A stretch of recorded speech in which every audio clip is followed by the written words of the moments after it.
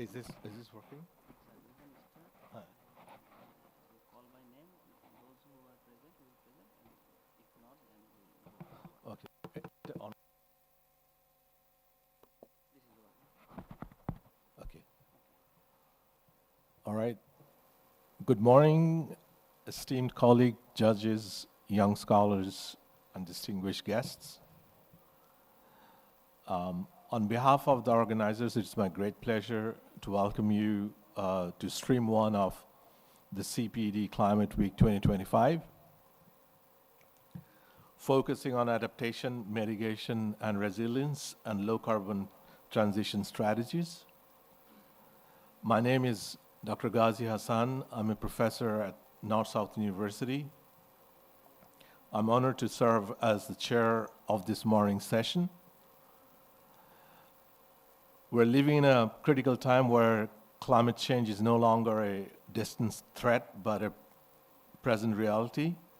The need for innovative, actionable, and locally grounded solutions has never become more urgent.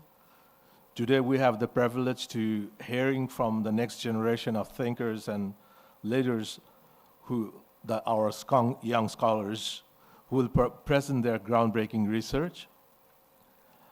Their papers cover a vast and vital landscape from sustainable urban planning to climate-resilient agriculture to the intricate links between climate change, health, and global security. This diversity of thought is precisely what we need to tackle the complex, interconnected challenges that we face. Our format today includes 8 presentations, each with a strict 8-minute slot, followed by 2 minutes buffer, and 5 minutes for question and answer. So it's about 14 to 15 minutes. I urge all our speakers to be mindful of the time, and I encourage our audience to engage actively with your thoughtful questions. Without further ado, let us begin this journey of knowledge and discovery. I'm immensely looking forward to the insights we'll gain today. Thank you, and I invite our first presenter, Mohammad Saiful Islam Shanto from Bangladesh, paper title, Environmental Impact Assessment, EIA, the critical tool for sustainable development in the face of global challenges.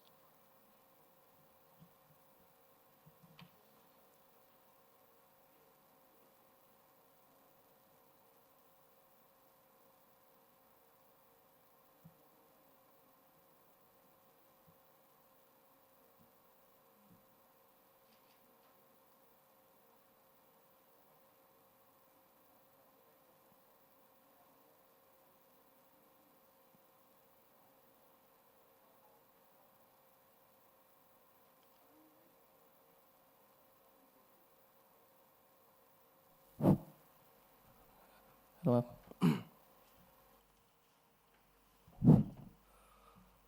Assalamu alaikum and good morning to everyone. This is Mohammad Saiful Islam Shanto, postgraduate student from the Department of International Relations at Jahangir University, Dhaka, Bangladesh. And it is really a great honor and privilege for me to stay here at the CPD Climate Week 2025, Ambition into Action.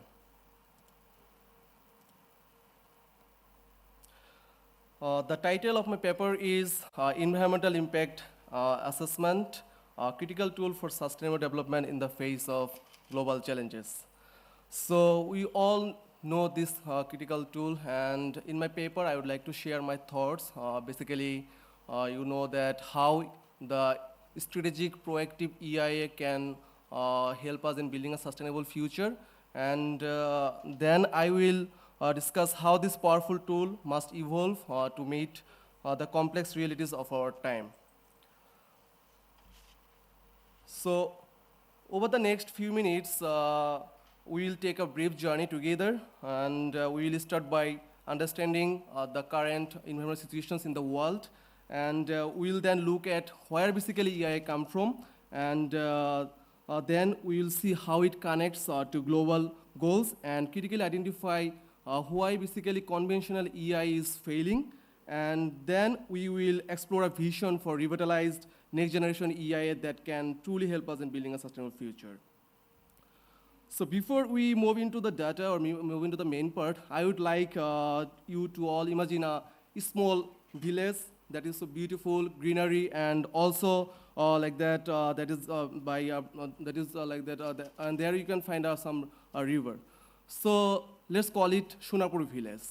So the thing is that why we can call it a land of gold, because there are some beautiful thing, greenery issues, and every people thrives is there like that, there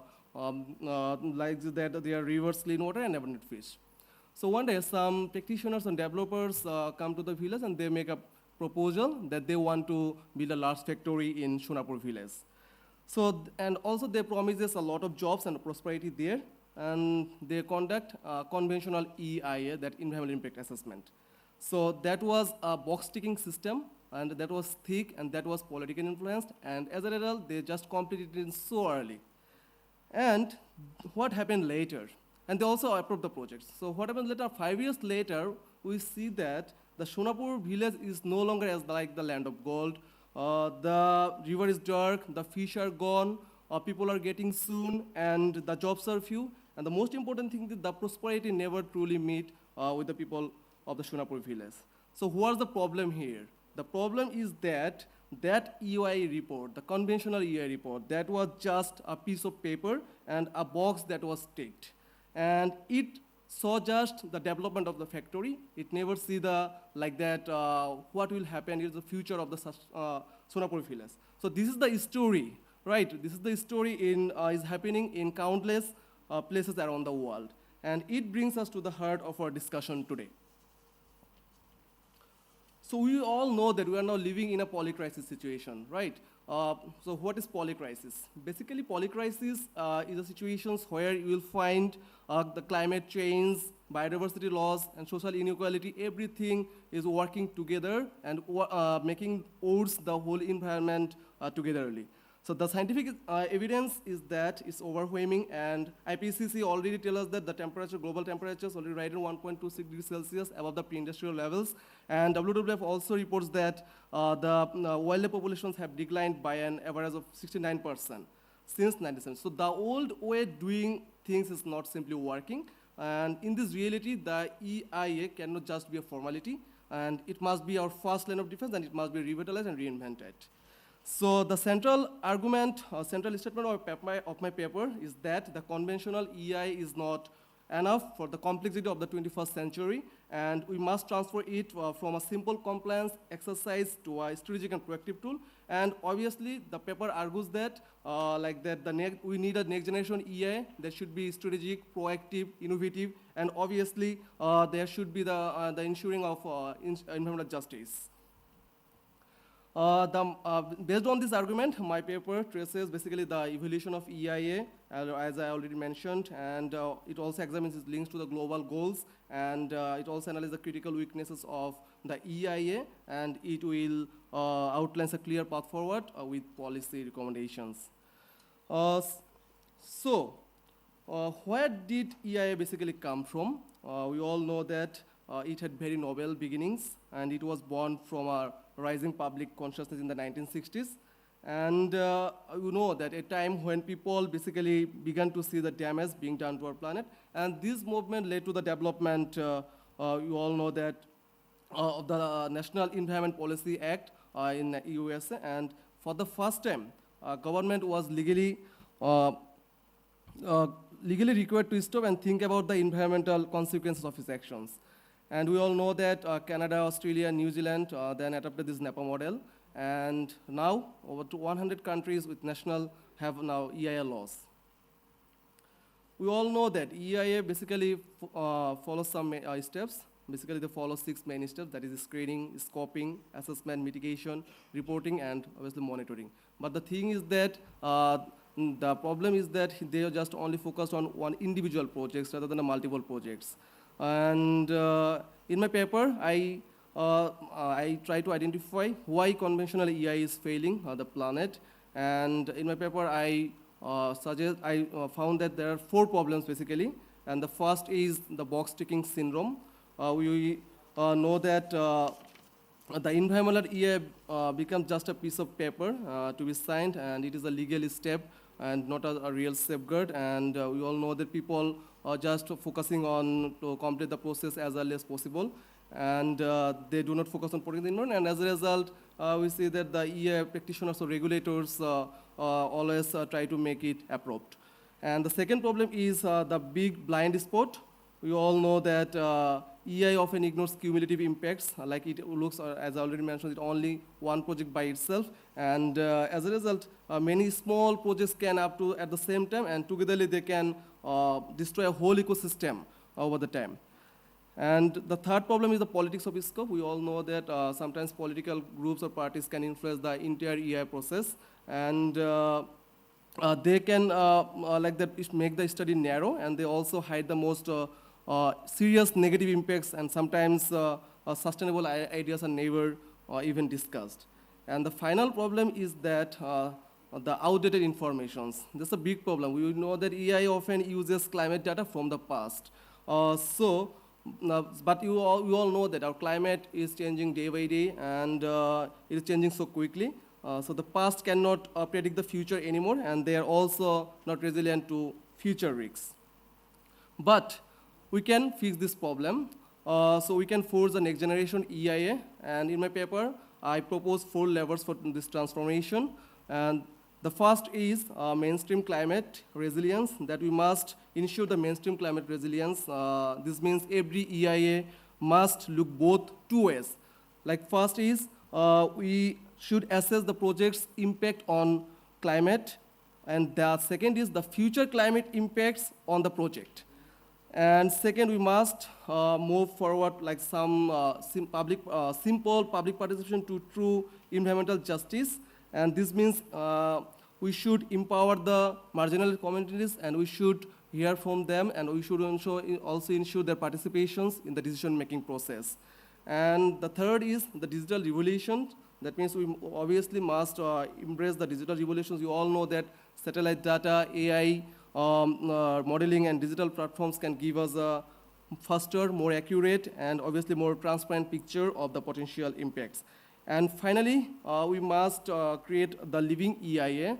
That means the assessment should not just be a static report. It should be a dynamic tool that guides monitoring and adaptive management throughout the entire life of our project. So if we follow these 4 levels for these transformations, I think we will achieve a next generation EIA that will be resilient, equitable, and efficient.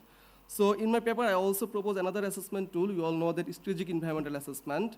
It was like that.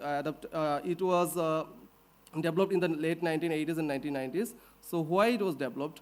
You all know that the limitations on project level EIA. That means project level EIA often take a lot of time to make decisions. But on the other hand, strategic environmental assessment is so proactive rather than reactive. And the thing is that it can assess entire policies, plans, and programs on time. And it allows us to compare different paths before we're locked into a single project. So we have so much global ambitions like SDGs, Paris Agreement, and Kunming-Montreal Biodiversity Framework that was a historical agreement, that was signed in 2022. So, but we must make them work in a local reality, because with our real actions, we cannot say that this is good. So this is where a modern, proactive, strategic, and dynamic EI is so important. So let's look at the SDGs. We all know that we have 2030 agenda, and it has sustainable development goals. So how are good EIA important in this regard? We know it helps with climate action SDG 13, and it protects life below water, and it safeguards life on land SDG 15, and it also helps build sustainable goals and sustainable cities SDG 11. Then we have also a Global Ambitions Paris Agreement. We all know that the main aim of Paris Agreement is to limit global warming to well-being 2 degrees Celsius to below 2 degrees Celsius. So in this regard, climate smart EI is the key thing. The thing is that these climate smart EI checks if a new project fits our climate promises, and this also stops us from building things that harm our future. So next, we have the Canming Montreal Biodiversity Framework. EI also help us follow this plan, and it also pushes projects to be nature positive. So you see, this new EI is a vital bridge, and it turns our global ambitions into real local actions. So let me show 3 examples of these approaches from around the world. First, we can see the Denmark. In Denmark, we know there was a project, Hornsrev Wine Farm. So the EI process there led to changes in the wine farm's layout to protect bird migration routes. And it proved that science-based adaptive EIA can balance green energy and biodiversity. And another cautionary tale is that in Brazil, there is another project, Belo Monte Dam. It was totally opposite thing. That was totally politically influenced, and we already mentioned in our one problem that politics of scope. So where I mentioned that whenever EI process is totally mentioned, political influence, on that time there will be negative impacts. And the thing is that 20,000 people displacement we see, and there is so serious ecological harm. And there is another emerging challenge in USA. We see that the rapid expansion of data centers, and it highlights the failure to assess cumulative impacts on energy. So in my paper, I propose 5 key policy recommendations. The first is we should make strategic environment assessment mandatory for all major public policies, and we should strengthen EIA laws to include climate vulnerability and biodiversity impact assessment, and we should institutionalize the environmental justice. And the last thing is that we should also ensure the digital transformation. We should invest in digital transformation training for EI practitioner regulations, and we should require adaptive management. Finally, we can say that the polycrisis we face demands more from us. The conventional, box-ticking, politically influenced EIA is no longer enough. So the path forward is to reinvent this tool, and obviously we have to create a next generation EIA that will be strategic and proactive, climate resilient, and it should be digitally empowered, and it should be adaptive. If we follow this, in this way we can transform these global ambitions into real actions. Thank you very much. Thank you so much for your time and attention, and I would be very happy to answer your questions. Thank you so much.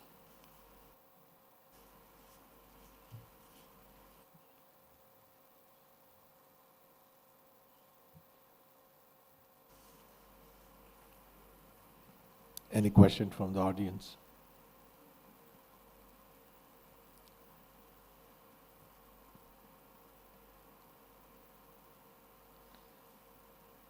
What is the exact way your new method is different from the previous one? Like, tell us it in one sentence. Okay. In my paper, I want to show that the traditional conventional EIA is sometimes box-ticking syndrome, and there is some political influence there. So, and the thing is, there are 6 steps we saw that that can be sometimes some like that out of cumulative impact projects. So in my next generation EI, I want to discuss that it should be digitally innovative, and it should also ensure the environmental justice. And obviously, the next thing is that we should it should be make adaptive management. Thank you. How do you ensure that it won't be a box-ticking thing like the previous one? Because you will know that if a company assesses a project, and if it has 100 pages, on that time the thing is that the government sometimes, if they are politically influenced, on that time they make just approve by ticking the project. So that's the problem. That's why I say that there should be the participations of the local communities, and there should be initiative of everything. Thank you. And what do you mean by the digital transformation thing? We know that this is the technological world, so there should be the use of satellite data and AI modeling, and obviously we all know that digital platforms can give us more accurate and information, and they can also share the transformative image and with their potential impacts. You mentioned that the future, how the future data affects the project. What did you mean by that actually? Future, sorry, sir? How the future data, gathered, affects the project itself. Like, Yeah, in my paper, yeah. in my paper I What did mentioned. you mean by that? Yeah, in my paper, I mentioned that sometimes EIA, the traditional conventional EIA, just follow the outdated information. So we all know that our climate is changing day by day. So in these regards, you cannot just focus on the past data. You have to like that analyze the like that future risks, and also you have to prevent this problem. Okay, thank you very much. I don't have any more question for me. Is there anybody? I'll just want to make some things clear. You mentioned the new generation EIA. Is there any theoretical framework that you followed, or the new generation EIA that you proposed is from you? That was not mentioned in the paper. Oh, okay, thank you. It was the new, that was in my paper. In my paper, I don't follow any theoretical framework. I just analyze a lot of literature review, and the thing is that I also read a lot of World Bank reports and their analysis, and then in this present world, you have to make in EIA, I saw that there are 6 or 7 main steps, but they are not following this type of things, and that's why I think I can make a new model or something like the framework. Thank you. So your methodology is basically review. My methodology is qualitative descriptive analytical method. Okay, so Okay. you should also mention that while Yeah. you were doing the presentation. Okay, thank you. Okay, thank you very much for your presentation and your answers to the question. If there is no more questions, then we can move forward to the next one. Okay, our next presenter is Palash Kumar Das from Bangladesh. The paper title is Green Map, a Sustainable Urban Planning Method Combining FDTD, FEM in Noise and GIS-based environmental analysis.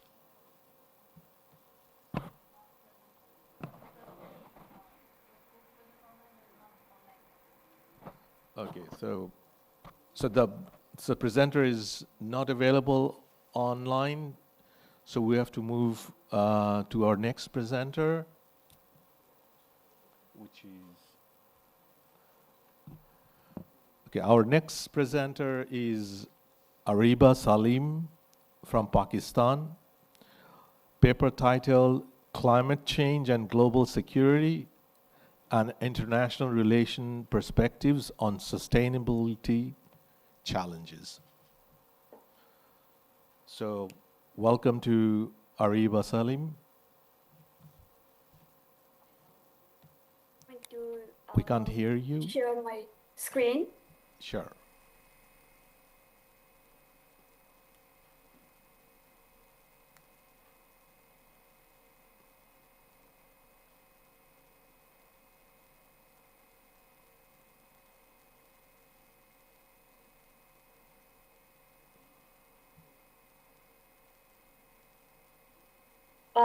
My presentation is clear. Is it already showing?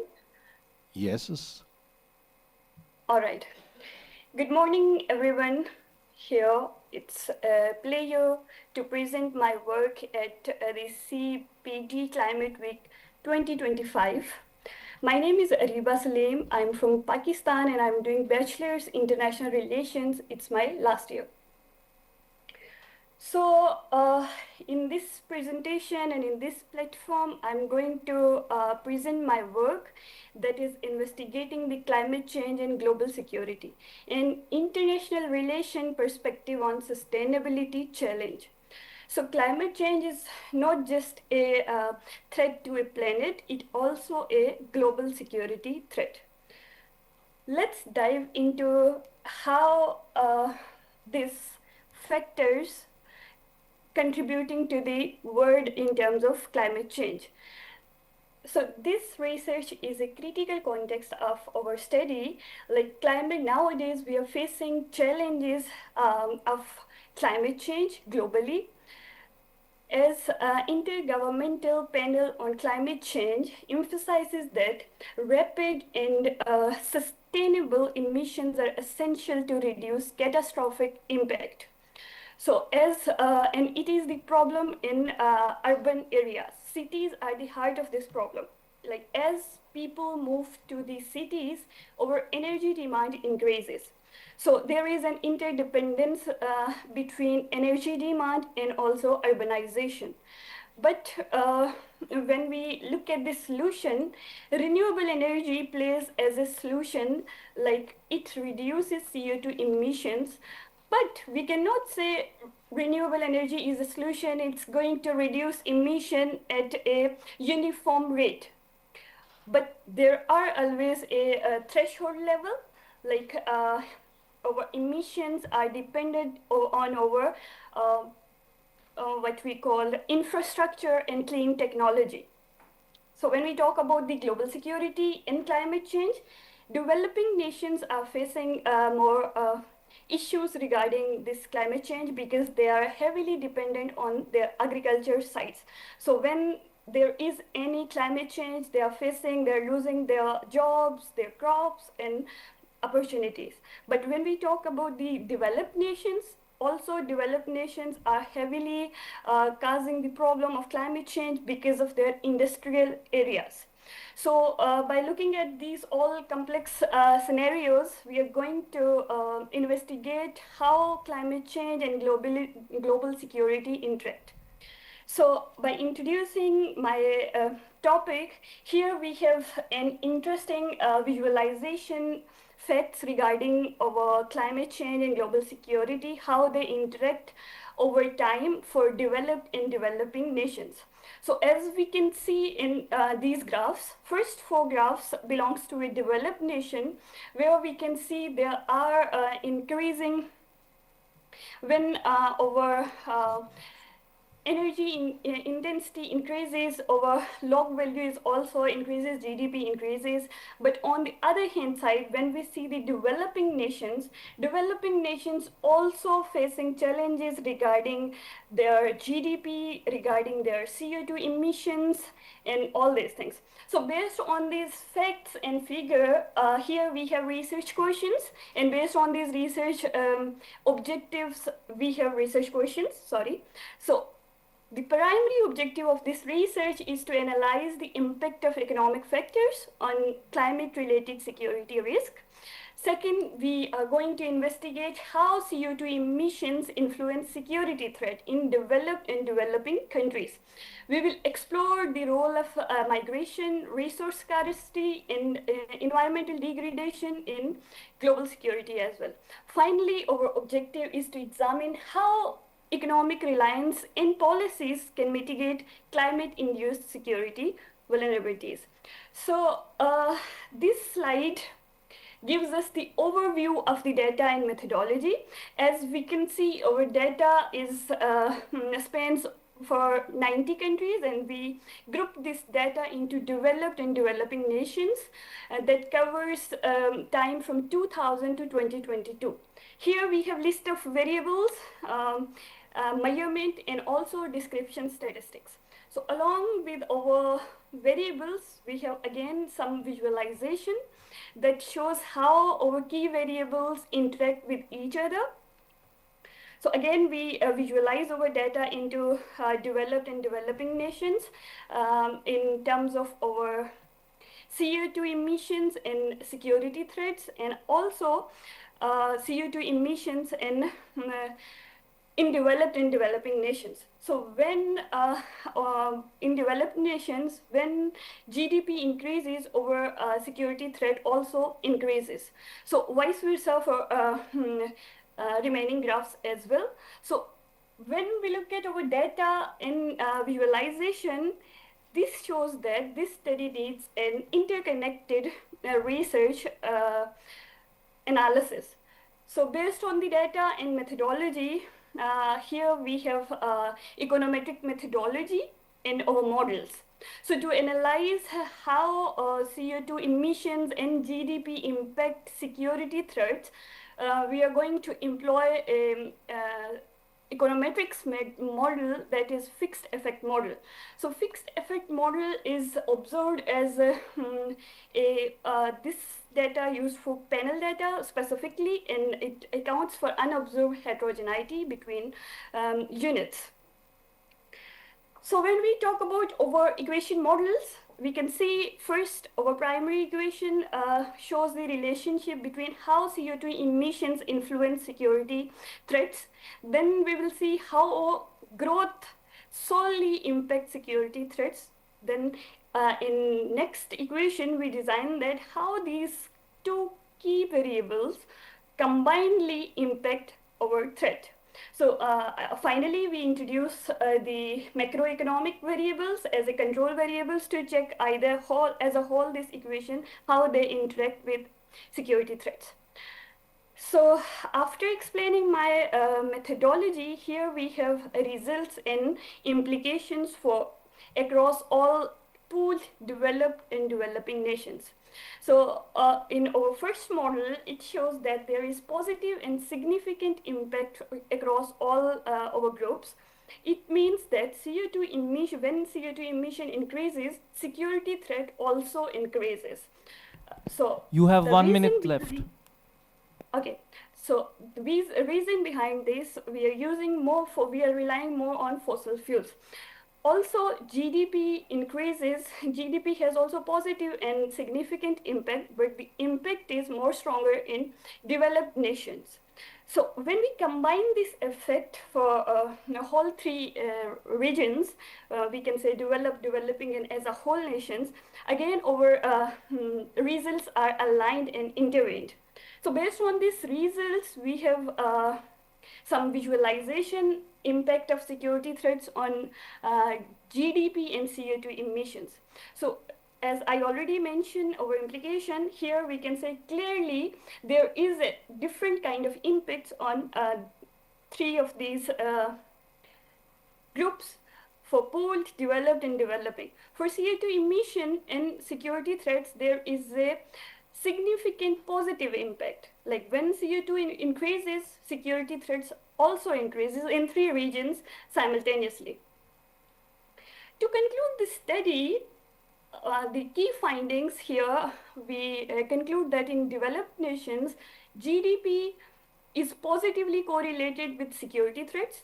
And for developing nations, higher GDP may reduce vulnerability to climate-induced security threats by improving resource for adaptation. So the purpose of this research and the conclusion is, over these two key variables, economic growth and emissions, both are critical and important factors for security threat. So what are the suggestions for our study is to reduce, how we can reduce emission to improve or better our security threats. So for that case, developed and developing countries should invest more on cleaner productivity, cleaner technologies, more reliance on fossil fuels, and also there should be a global policy implications. We should promote international corporations to share our renewable energy so that we can produce more cleaner and sustainable technologies. So for now, it's the end. Thank you so much for listening me. I'm happy to answer the questions. Thank you very much for your nice presentation. Is there any question from the audience?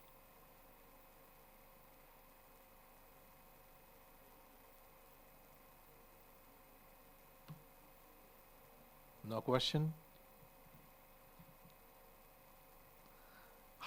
Okay, I have a question. How did you measure the security threat index? This was the most expected question, and I'm happy you questioned me this. So for security threats, we combined multiple indicators that are related to security.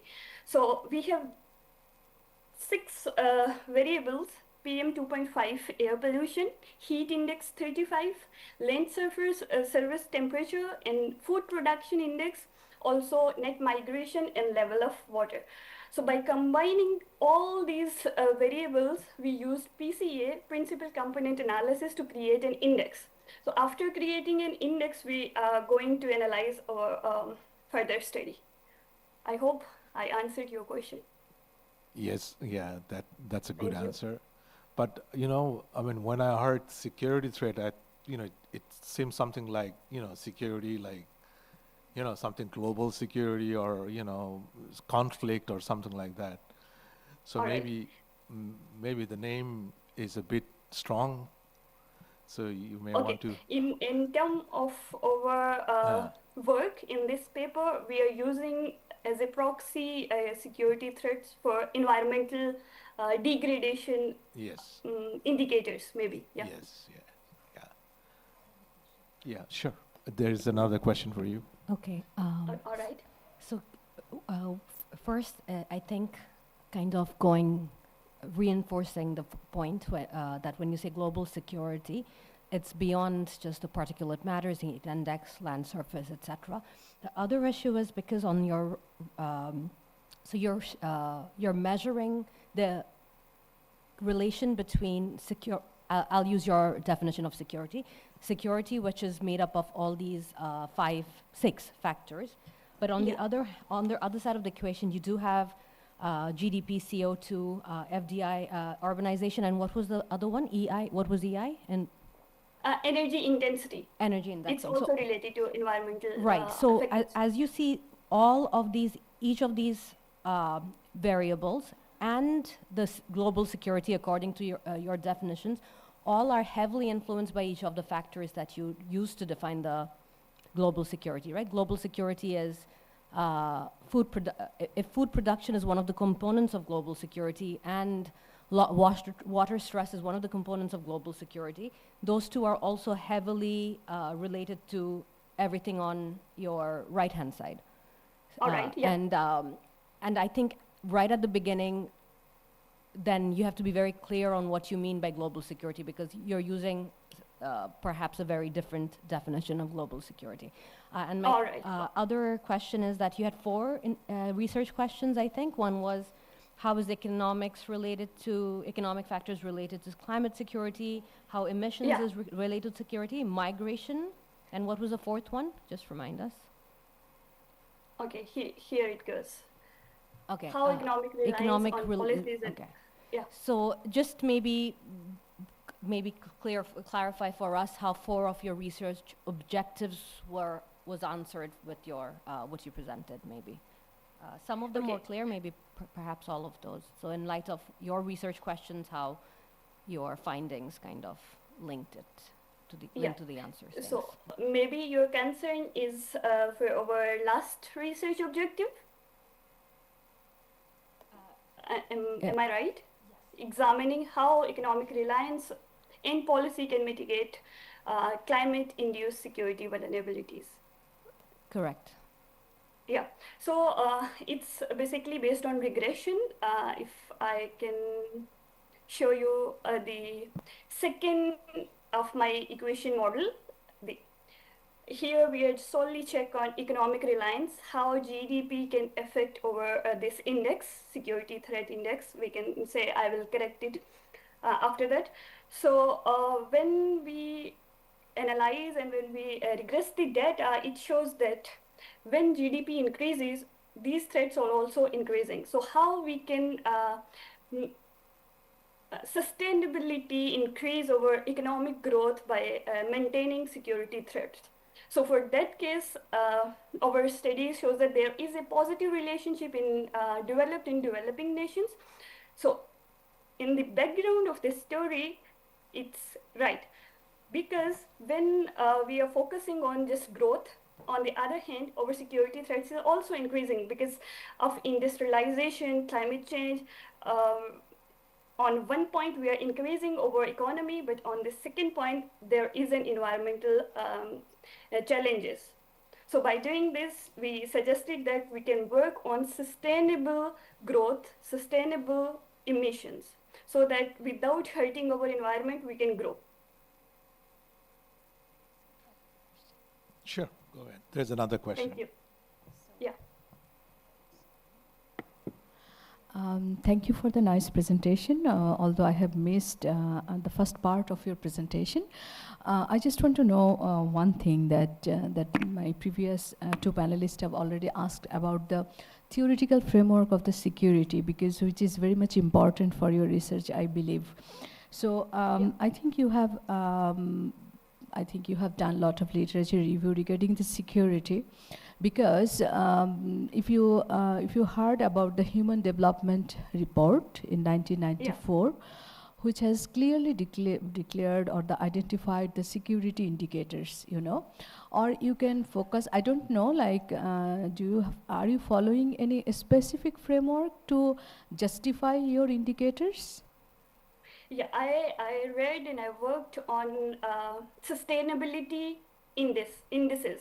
So those sustainability indices and ESG indices are based on economic, environment, social and governance indicators. Okay. So with my professor, with my team, we, Yes. after reading Like, all is these it indices, we established? decided that, Yes. So sorry. it is established by the literature already? Yeah. Because Yeah. the literature that is usually practiced in the security studies, these are, very much different from your approach. Maybe it can be a new approach for your study. But another thing, as you are focusing on the security, I would like to mention here the security concept is very much connected with the state-centric. It's very much state-centric. That state is the main, I think, element who is responsible to ensure all the security.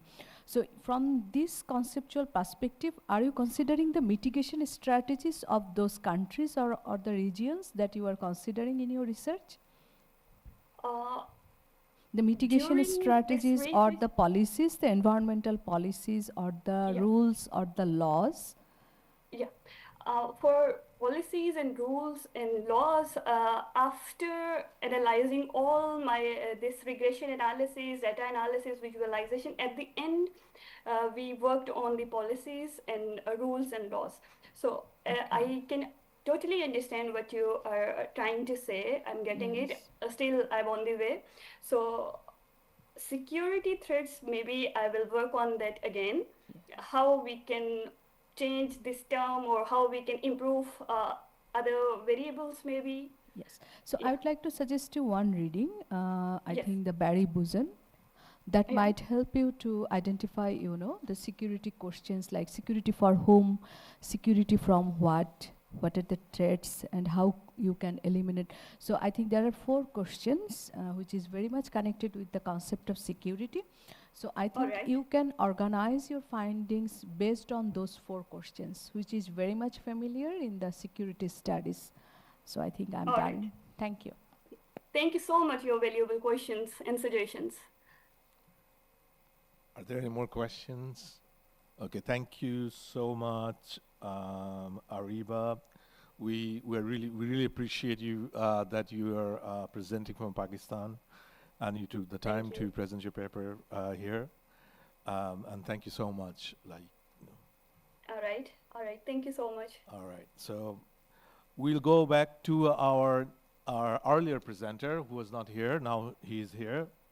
So the presenter is Palash Kumar Das from Bangladesh, and the title is Green Map, a Sustainable Urban Planning Method Combining FDTD, FEM in Noise, and GIS-based environmental analysis. Thank you. Palash.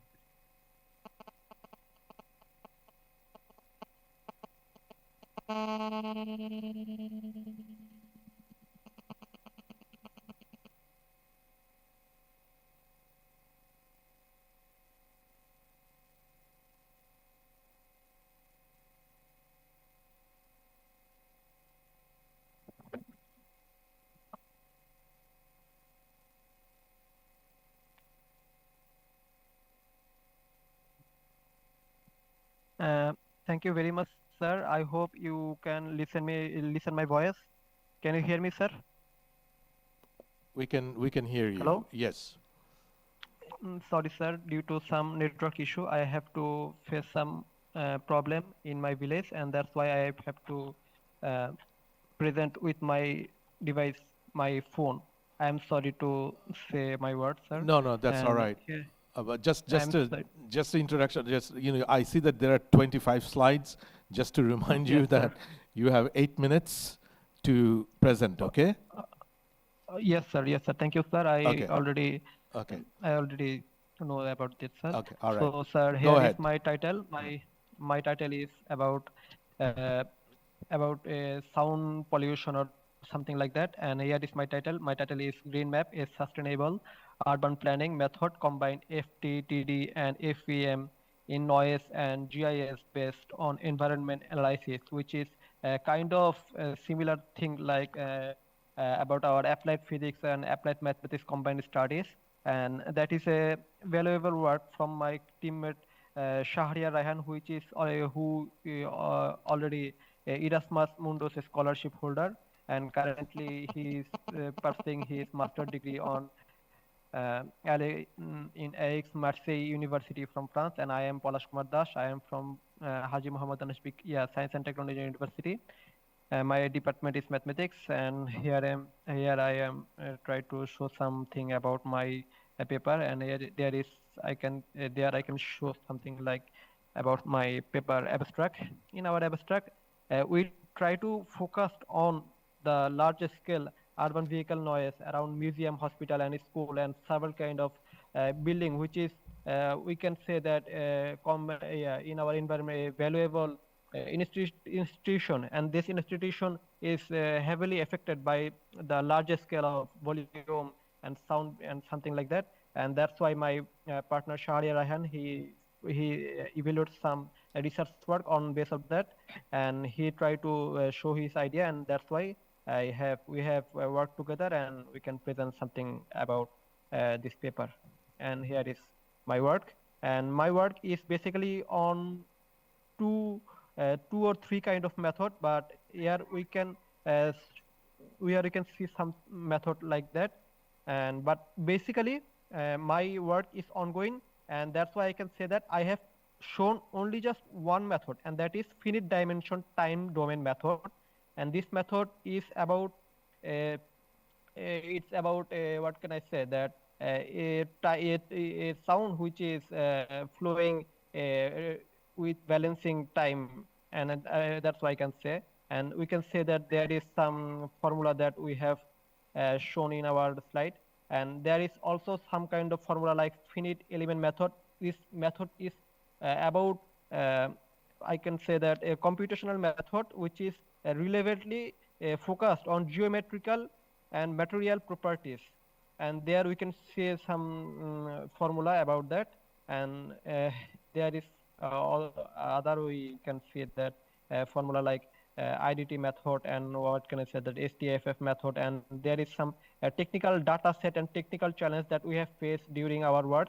Although I have mentioned that our work is ongoing, it is not finished yet, but I have to say something that our work is only basis on the FTTD method. And yes, we can show that our work is how we can present our work. But the main part of our work is about we can say that the FTTD method. And the FTTD method evaluation, we have try to use MATLAB work that I will have to show in later. And the MATLAB work is kind of good work, and I can say that the work is pretty much based on how the sound flow due to time arising from the evolution, and how the sound hit the institution like school, hospital, and other kind of institution, and how the building affected by the heavy volume of sound. And based on MATLAB work, I can say that the thing is that whenever we try to figure out something, a good space, like we can say some noise barrier, something like we can say that there can be a green garden or something like that. And the green garden is kind of a good,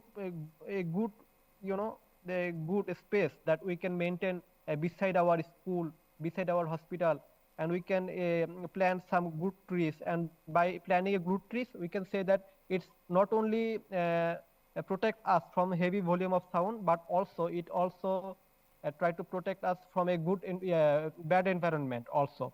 And that's why we have to suggest to our by our work that we can maintain a good space, good green space that can not only protect us from the polluted environment, but also can give us a good environment from to our school, however in hospital and other good institution, or the valuable institution for our future generation. And that's why we have to do our work on math lab work. And that we can see I have many other slides to our device laptop and also on our mobile. If you want to show, if you want to know about something more, then I can say that yes, I have done a lot of work, but the thing is that we have not enough time to maintain this kind of work, and that's why I have to, in hurriedness, I have to show a little insight from our work. And later we are aimed to complete our work not only on FTTD method, but also AFM method and STFM method. And that's why I want to say that it's a good challenge for us to show that this is a good content to show in future that a green space is very important for our future generation to protect from bad noise and bad kind of particle, and we have to maintain a good space, a green space for our future institution. Thank you, sir. Your presentation is over? Yes, sir. Any question? Yes.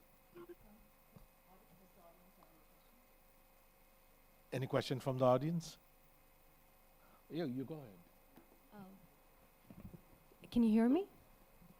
Yes, ma'am. Okay. Yes, ma'am. So my first question is that is this just modeling based on some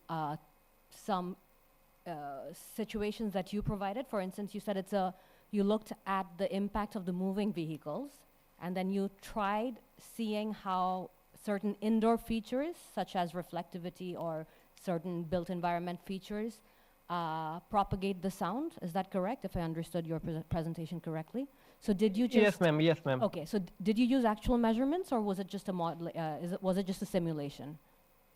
Thank you, ma'am, for your valuable question. As I mentioned it earlier, that my friend, which is who already studies his master's degree from France, and he have some practical work, and based on that, he tried to give some ideas, and he's already said that my work is ongoing, and you can join us and have some good work on that. And that's why I can say that my data set and some kind of thing is not, it's kind of evaluation part, and I can say that it's yes, ma'am.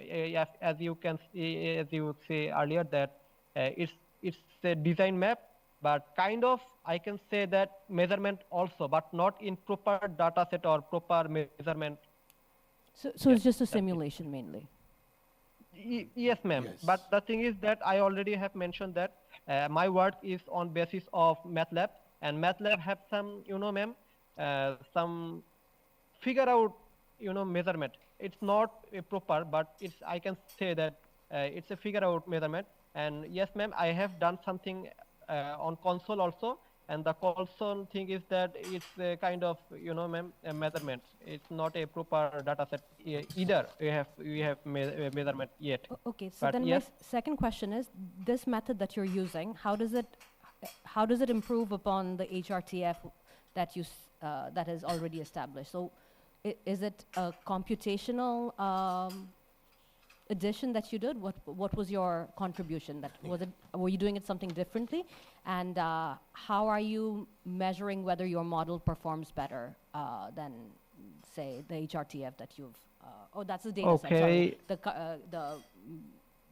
mesh to HRTF method or whichever. Yes, ma'am. Yes, Yeah. ma'am. Yes, ma'am. Ma'am, thank you for your question. And I want to say that we have 3 or 4 methods, and we want to say that we want to after evaluation we already have said that the thing is that we have no time. We have a short time, and within a short time we have to do a ma'am, the figure out a good result, a good output, and that's why we have to use only one method in our figure in our paper, and the method is FTTT method, which is a kind of ma'am, that the as time arising, how the sound affect our building, the very good institution, and how it affect.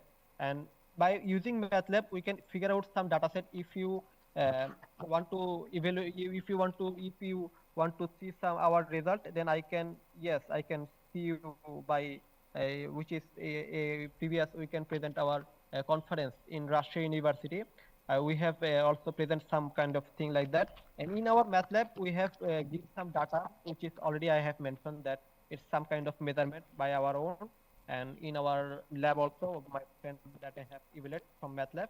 And we just want to say that, yes, ma'am, the thing is that we have only used one method, that is FTTT method. And the data set is just about a kind of measurement. But if you want to see the result of this, our paper evaluation, then I can say that, yes, I have some figure which is in our mobile device. And I can show you now that how our result count and how we figure out that, yes, it's a good thing to evaluate our result. Oh, thank you very much. That's very kind of you. But just in future, just maybe one sentence on, not exact, you don't have to go into details of how you did it, but an overview of how you did it is somehow a little different from, or an improvement, or maybe has different potential from how it's usually done would be, I think, useful for, people who are not technically as, familiar with this methodology. Thank you so much. Thank you, ma'am. Thank you so much, ma'am, for your valuable advice. Thank you, ma'am. Okay. What exactly is your, what is the research question here? Can you just tell me in one sentence? Thank you, sir. It's maybe my mistake that I have not properly arranged our slide due to some family issue. I'm really sorry, sir. No, that's all right. I'm really sorry, sir. But the thing is that I have proper slide in my laptop. But the thing is that I want to say in just one sentence, Yeah, in one sir, sentence. that in one sentence that the thing is that the sound affect our institution like education or hospital. And the thing is that if we maintain some barriers, sir, it's kind of like a tree, have some tree or have some garden in long tree. And if we maintain some kind of long tree beside our school or hospital, then the thing is that the sound, like a vehicle have done some sound, and which is not hit directly to our institution, but also that the green space, like the green barrier that I already have mentioned it earlier, that the tree can save us from this pollution of air sound that can protect us. And that's why we can say that by evaluation some analysis in MATLAB, we can say that we can maintain some green space for our future generation that can protect us not only from polluted sound, but also from which can give us a good fresh air, however, a good green environment in future. Basically, you're saying that if there are trees, in front of school and hospitals, it will reduce the noise pollution, right? Not only noise, sir, but also the thing is, I can say other that, pollution. Yes, Okay. sir. Okay, all right. Thank you very much. There is another question. Yeah. I just want to know that this is very, I think the general idea and general knowledge that if there is tree, that there would be less noise, less pollution, or less dust even. So I just want to know, have you tested this for any specific area or any specific, do you have any study site? Uh, Thank you, ma'am, for your Where question. like before Uh, trees it was like that, and then after the trees this like this? Or have you made any comparative study, like if there is any tree then there the noise level is this much, and if there is no trees then there the the knowledge level is this? So do you have this kind of findings? Thank you very much, ma'am. As I have mentioned it earlier, sorry for the bad noise, ma'am. I'm really sorry. But the thing is that I want to say that, ma'am, I have done my work with FTTT method, and FTTT method analysis I have done by MATLAB. And the MATLAB thing is that we can figure out some, ma'am, uh, a kind of measurement which is, give some good value. If I want to share my screen, I can show you that how our, the line chart, we have figured out some line chart, that the data, which is kind of, I can say that my friend Shahriar Raihan have evaluated in his scholarship. He's a Erasmus Mundus scholarship holder. As he have evaluated something, and he give me some data set, and the data set is quite much familiar, and that's why we are encouraged to do some kind of work on that. But the thing is that, ma'am, you have the question that have we done something like in our real event or not. But the thing is that my friend Shahriar Raihan and his university gave some data, and the thing is that if their university gave some data, and which is, I can say that pretty much on basis of real event. That's why I'm to say. Okay, thank you very much for your presentation and answering all the queries and questions from the audience. It was a very nice presentation. Obviously, you have done a lot of work, and we thank you for presenting your paper at the conference. Thank you, sir. Thank you very much, sir. So we will go to our next presenter. So the next presenter is, who is the next presenter? Is Sarah online?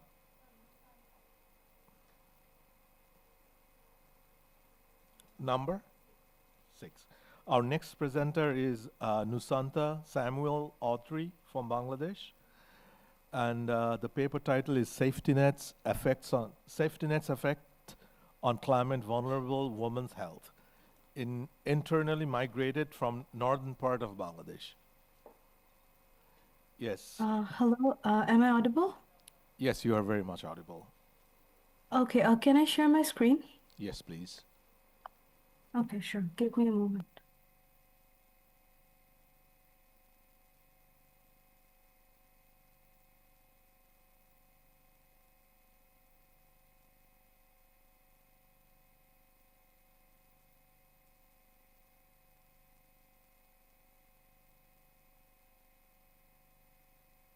Hello everyone, I'm Nusanta Samal Audrey. Today I'll be presenting my thesis, which is titled as Safety Nets Effect on Climate Vulnerable Women's Health, Internally Migrated from Northern part of Bangladesh. And this master's thesis has been conducted by me under the supervision of my professor Salma Akhtar Mission. And I actually has accomplished this thesis during my master's, which I have completed recently from the University of Dhaka. So basically, my study explores how climate-induced displacement inserts with women's health and social protection. So this is my agenda. Here are the headings of which I will be discussing throughout the presentation. Here is the context. So climate change issue is no longer a distance crisis. It has been happening with the thousands of other families from the northern part of Bangladesh, and not only the northern part of Bangladesh, also the southern part of Bangladesh as well. But I focused on the northern side of Bangladesh, especially those who came from Kurigram, Gaibandha, Rangpur, and Lalmonirhat, these sort of places to Dhaka to settle down through the informal settlement in Dhaka cities. And informal settlement, I mean the slum residents. And I have been working with the 3 slums, to be very specific: Korail, Kallanpur, and City Colony slum. And I focused there poor sanitation, their vulnerable health situation, and their limited access to the formal aid. So basically, what am I looking for? I'm looking for how do social safety net actually help them, or does it fail to help to protect this women's health and resilience? My basic research problem actually tried to identify that how social safety net is affecting their health and resilience sector, specifically towards this internally migrated women. Yes, we have heard about a very few significant initiatives that has been done through this social safety net process. Initiatives like National Adaptation Plan, Health National Adaptation Plan, and also WHO's multilateral initiatives through which they have combated the dengue crisis.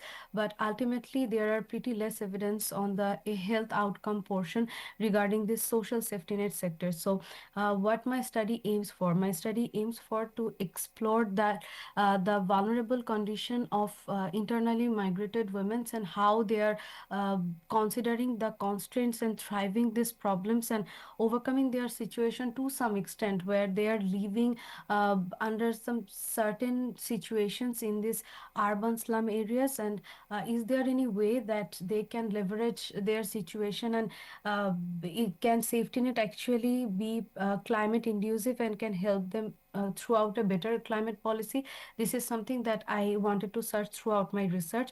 And for conducting it, I actually have done a pretty few literature reviews. And from my literature reviews, I could clearly find out that women are disproportionately affected from this climate change situation. And due to the migration condition, they have faced pollution, the unsafe environment, and at the same time, they have been exposed to the food insecurity part as well. Not only women's health, but also their specifically their reproductive health system has been devastatively affected after being migrated from their rural to urban side. And not only this, their lack of authority over the land, work, and healthcare system is also at a question. So honestly speaking, the old age allowances, the climate vulnerable people fund, this sort of initiatives we have been heard of so often, but most of the initiatives under this social safety net are rural centric. So ultimately, the women migrants who actually came from the rural parts of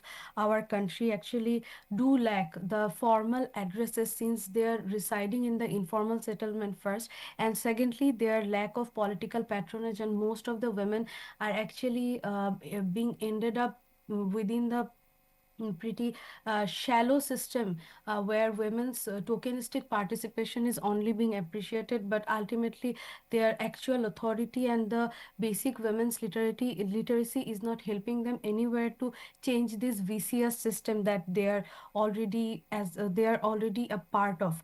So ultimately, the climate induced migration actually giving them a new exposure to the diseases, unsafe water, alongside to the opportunities that we usually do discuss about.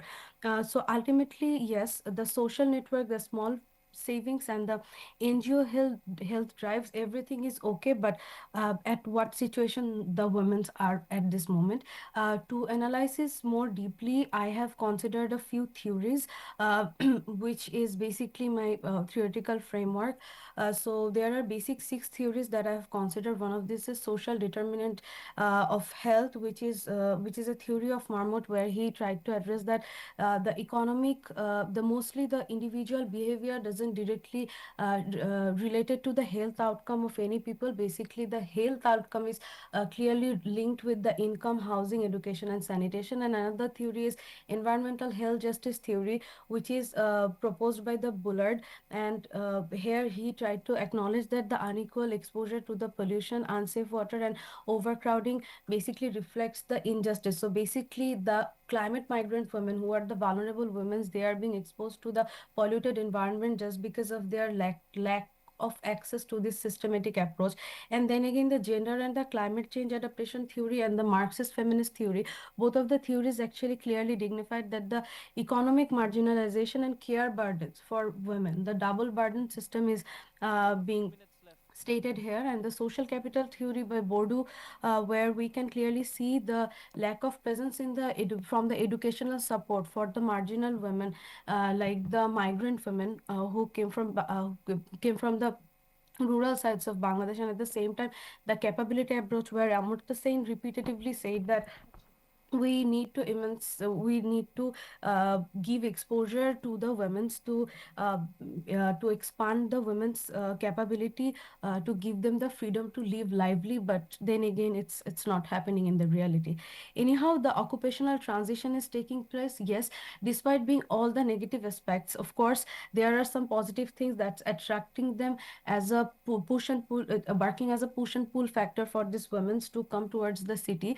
And that's why from the rural agrarian workforces, people and specifically the women's come to the informal economy or somewhat the formal economy in the urban labor, where we can see the domestic garments and the vending works that are being done by these women. And of course, they are working within a specific settlement, but the exclusion is obviously in there. The political favoritism is there, the clientelism is there. So women, despite being educated, they cannot avoid these structural issues. The intersectional vulnerability is there despite being how much educated they are, how much they have the power. Ultimately, their age, their marital status being the ultimate decider to some extent for the women to being judged, and they are getting out of this opportunities zone. And ultimately, what's the purpose of this framework? We can clearly see, despite being all the outcomes and everything, the agency is somewhat not that much overpowered to the social, economic, and environmental determinants. So ultimately, this social determinants outweigh somewhat their individual agencies. So we need to overview the whole situation from a structural, gendered, and health justice condition. That's something what I believe, and my hypothesis is somewhat supporting it as well. I have taken 6 hypotheses, where first of the two hypotheses directly actually prove that the economic and the health condition has somewhat been better after being migrated from the rural part to Dhaka city. But yes, after being migrated, their health condition, which is my primary factor to look into throughout my research, where I can see that yes, women also are pretty much prone to diseases after migrated to Dhaka city. But due to the better health card accessibility which is given to the pregnant women in Dhaka city, and also the opportunity to get the access of the public You have 1 hospitals, to minute get left. access of the pharmacies, yeah, to access of the pharmacies, these sort of opportunities are still there. But however, the economic threshold remains the same due to the uncertainty of the informal economy. And the education and the aid received part, there is no significance with the health sector. And regarding the methodology part, I have taken a mixed method, the qualitative and quantitative both method. You can see it from here, the 30 in-depth interview, the 6 focus group discussion, 5 key informants, and the quantitative part I have done the survey.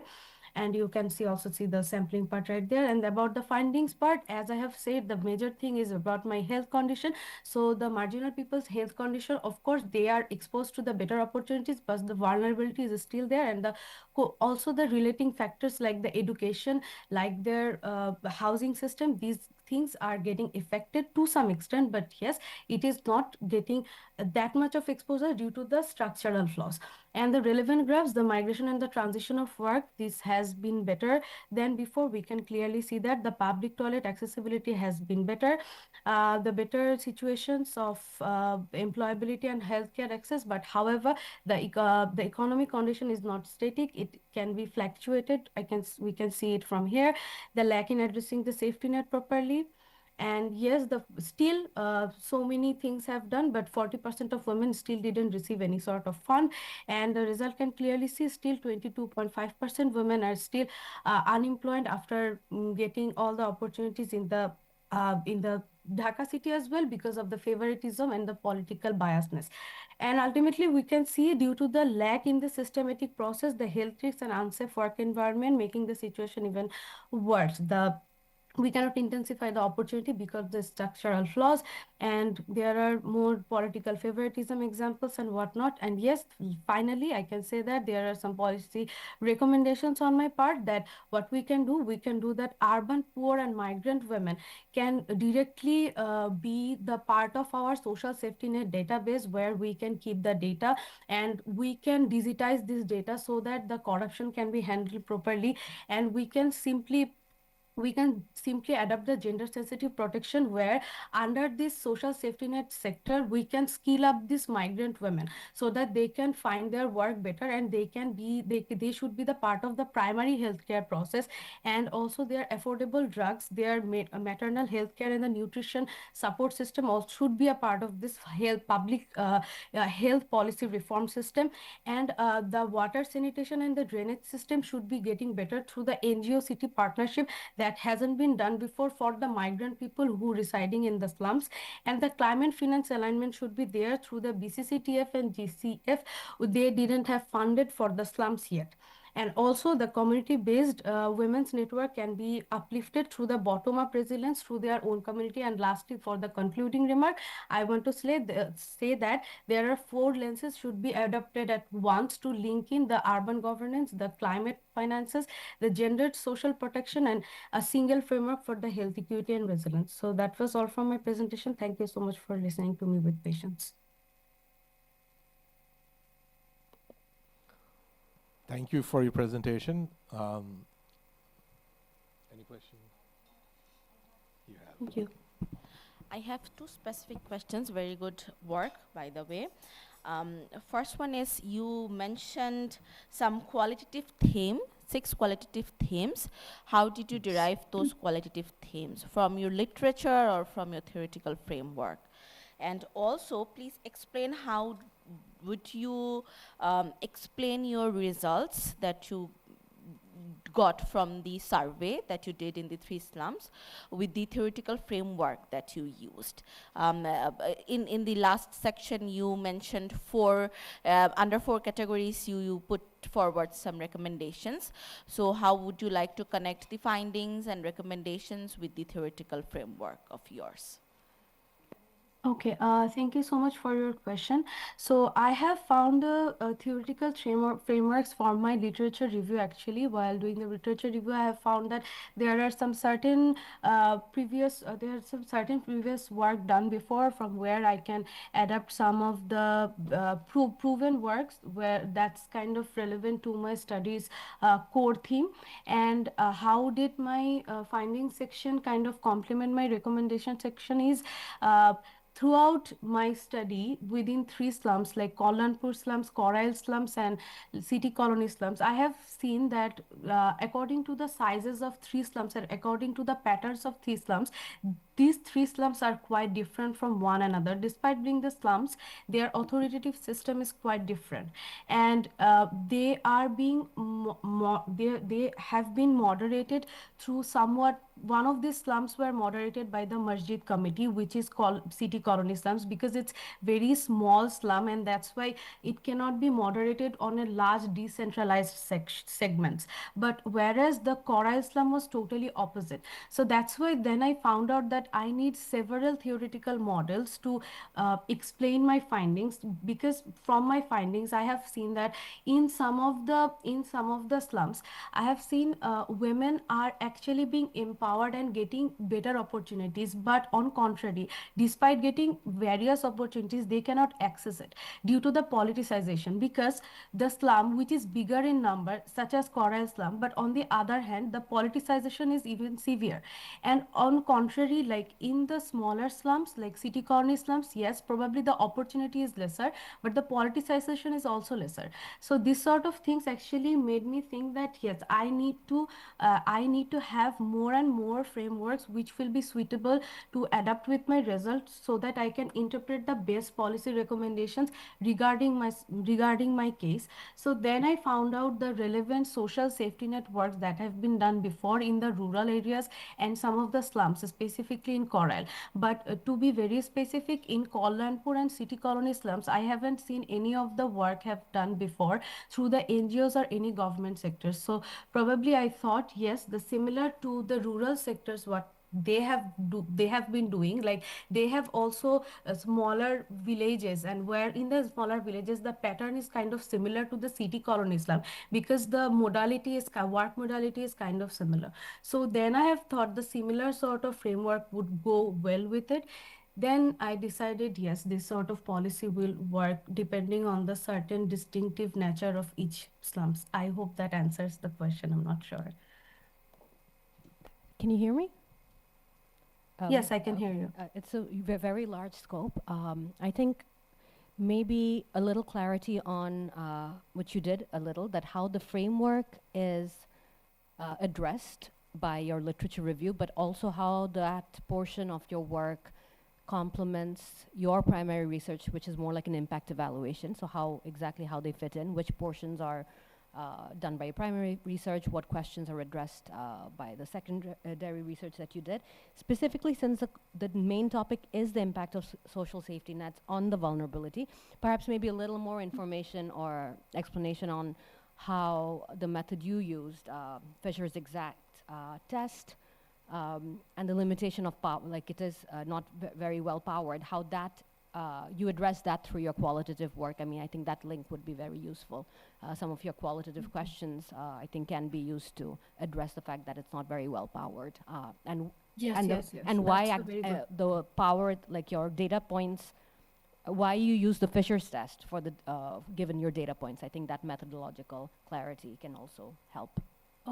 Okay, that's a very good question. Thank you so much.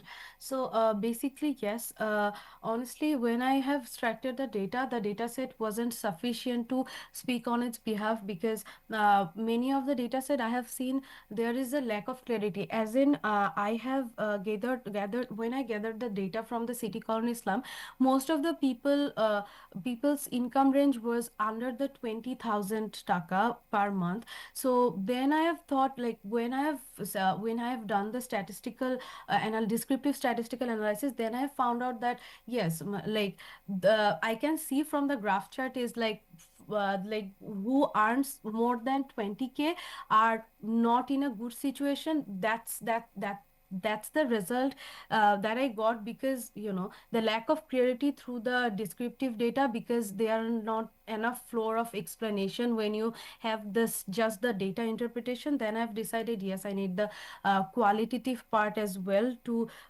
know about what they are looking for and something. So yes, then I have went into the in-depth interview. But before that, I want to address what you have asked, that how I built my hypothesis and why did I use the Fisher exact test.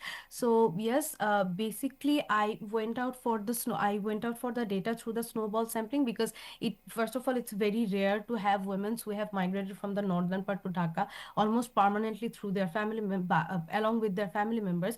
So yes, first of all, I've done the snowball sampling. Then when I've got my enough data, then I've done the stratified random sampling, and I have done the survey. Through the survey, I have got actually very minimal data, like 40 data per each slum, and I have already reached to the saturation point. So I believe it's quite lesser compared to the bigger studies. And with the lesser number data set, it was really hard for me to get into a proper result without having an exact p-value. So I needed the exact p-value, and the polarization was quite higher. And within the two polarized data, as in, for example, the first hypothesis I have taken was that there was no association between the health and social safety net, and I have got the pretty less number of the pretty low number of p-value, because the polarization was really high from non-beneficiary sectors versus the beneficiary sector. So ultimately, I can really see that social safety net initiative actually has polarized the two population set, and that's why I needed the exact p-value to understand how significant these two big groups are and what association these two groups do carry. So yes, but I also needed a proper explanation to understand that why do these two sort of beneficiaries are behaving in two different ways. So that's why there come my qualitative work, and I have taken 30 in-depth interview, 5 key informants, and I have also done 5 focus group discussion in this slums, and finally I have gathered all data to understand in what modality these 3 slums have been working separately and what commonality these 3 slums do have. I don't know if that answers the questions. I have a quick question. I have enjoyed all your research, the findings, and the question answer session. Most of my queries have been already covered. I just want to make one suggestion, like how do you differentiate the climate migrants and the environmental migrants, which is very common, like for Bangladesh, it is very difficult to, differentiate these two groups. So how have you differentiated these two groups? Okay, so pardon me if I'm wrong, but what I have thought before while I was conducting this research is I have separated the environmental migrant from the climate migrant is like those who actually face the famine, the flood, or any sort of climate hazards, and due to facing the climate hazards, their family either have lost lands or they have lost family members, or they have lost their jobs or any sort of certain resources and have kind of forced to move their permanent residence and shift to one place to another. I have considered those people as climate migrant, and the environmental migrant, honestly I didn't specify it in my research, but yes, I have considered those people as climate migrant. So in this aspect, I would like to suggest you to do some literature review. I think you can Fabrice Renaud, Olivia Dunn, Okay. and Coco Warner. Okay. You will get a very good framework that it has been used to differentiate these two groups. And I think the environmental disaster or whatever it is, what you have mentioned, I think you can easily, differentiate this because it has not been logically presented in your paper. So I think this type of literature would help you to, to make your argument strong. Otherwise, your paper is very good. Thank you. Thank you so much, ma'am. Are there any more questions? Yeah, there is another question. Sir, there was a point pointed out that migrating the internally migrated workers had something to do with the declined health factors. While if they're like climate migrants, and if they're like migrants who are migrating to look for a better lifestyle, then how can it be related to favoritism if they're not like getting jobs here? That was the main purpose of their migration.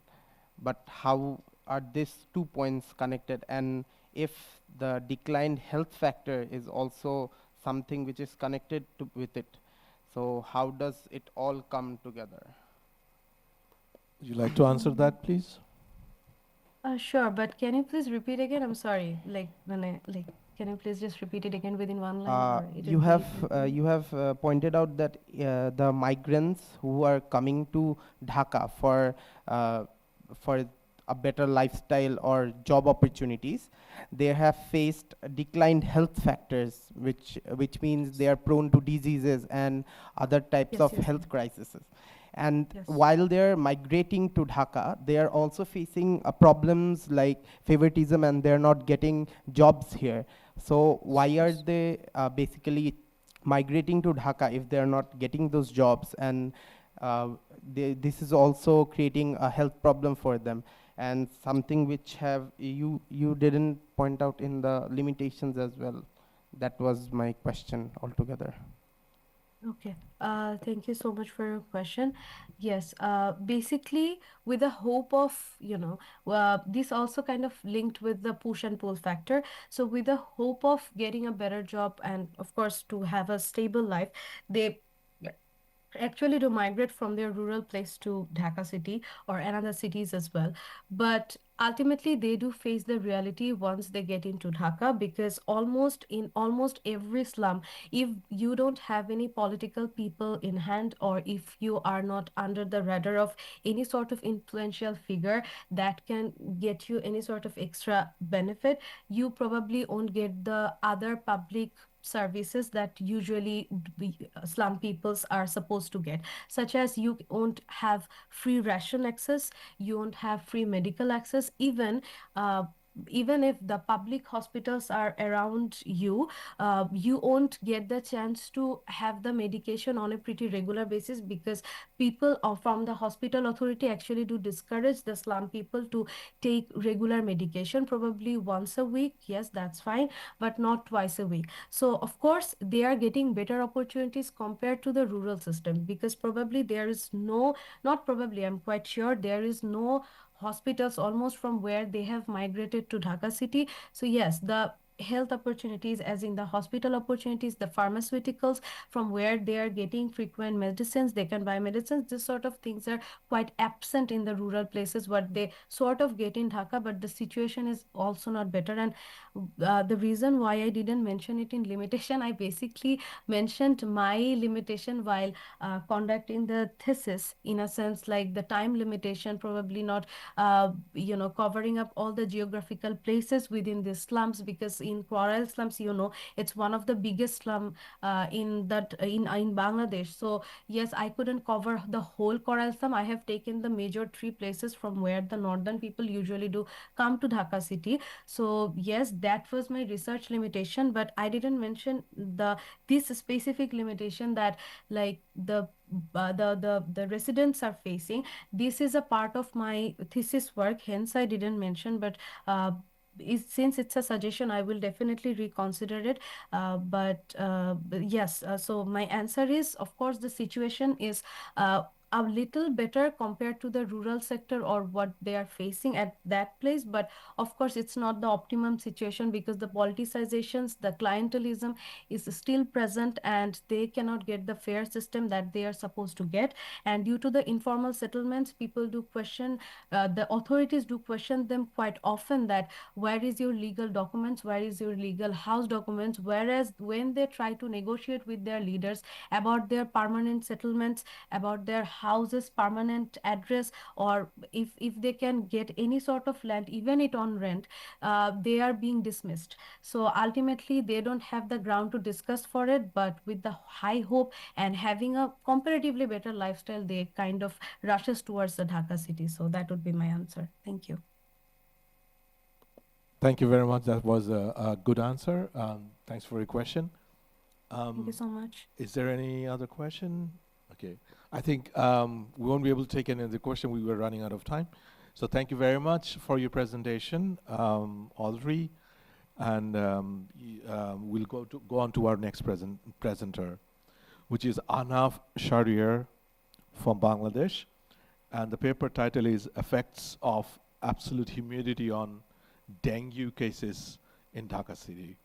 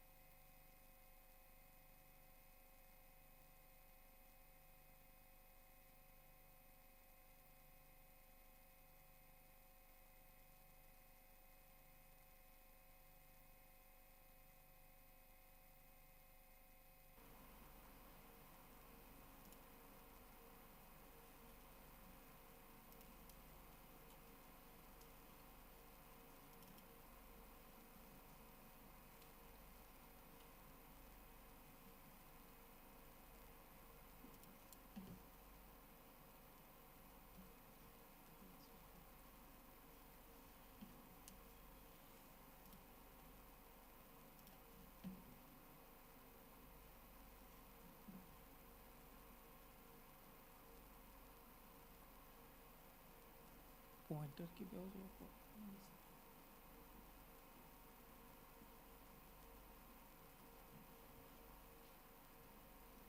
Pointer কি দেওয়া যাবে? স্ক্রিনটা সাদা। ঠিক আছে।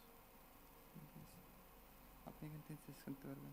Pointer কি দেওয়া যাবে যে পাওয়ার পয়েন্টার দেওয়া আছে যেটা পয়েন্টার বলতে যেটা কনস্ট্রাকশন যেখান থেকে চেঞ্জ করতে পারবেন এখানে। Hello everyone, welcome and good morning. Today I'm going to talk about the deadliest animal for humans. So according to a recent BBC Science Focus magazine report, the most dangerous animal for human is not snake, shark or scorpion. It is mosquito, which kills about 700,000 humans every year. And these mosquito-driven dengue cases are not a news for Bangladesh anymore. It has become a new normal for us. And scientists have found that dengue cases are climate sensitive. So we should focus on our energy to understand the dynamics of dengue in the changing climate scenario. So I, Arnav Shariar, welcome you all to my quantitative presentation on effects of absolute humidity on dengue cases in Dhaka city. So as I was saying, dengue is one of the most infectious diseases around the world, and Bangladesh is not lagging behind. In the last 20 years or so, Bangladesh has experienced 18-fold increase in dengue cases, and Dhaka city is the major epicenter of all dengue cases. And dengue is a climate-sensitive disease. That means it is influenced by different meteorological and atmospheric variables.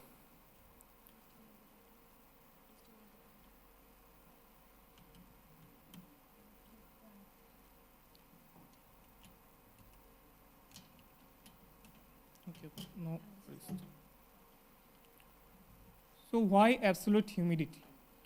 So humidity is directly linked to the biology of dengue, its survival rate and reproduction behavior. Moreover, absolute humidity have been found to be a better predictor than maximum temperature or